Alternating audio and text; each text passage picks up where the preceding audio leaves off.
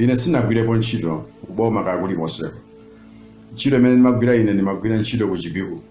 Ine sinali ni makalata oti ndizitumikira ngati mbusa wa Assemblies.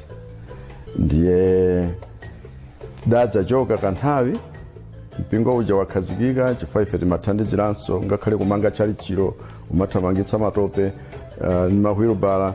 Ine ndali ngati supervisor pomanga chalichiro limenelo. Kuno kwasungu ndikufunseni fusi. Basi tonse ndakwera basi mumpatsa lena lakuti ayendetse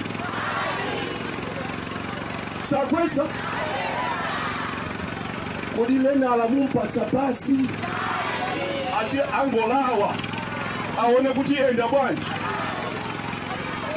Amayi ndabambo kuyendesa dziko kumayenera kuti ukhale munthu odekha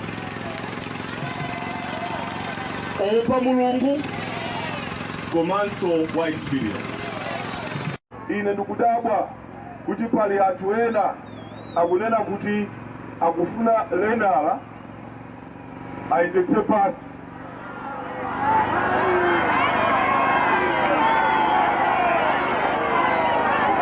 Lenala mayendetse pasi satikweta. President Mutare Kamayi Ndabambo ali ndi experience yakaendesera dziko la Malawi.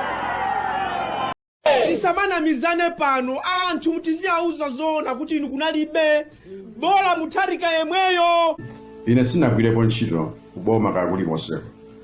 Ntchito imene ndimagwira ine ndimagwira ntchito kuchipiku. Dr. Chakwera sanakhalepo mboma sakudziwa kuti zimakhala bwanji kukhala nduna kuyendetsa dziko. Ine sinali ni makalata oti ndizitumikira ngati mbusa wa Assemblies. Ndiye tidadza choka kanthawi mpingo uja wakhazikika chifukwa ife timathandiziranso ngakhale kumanga chalichiro umathamangitsa matope ni mahwilubala.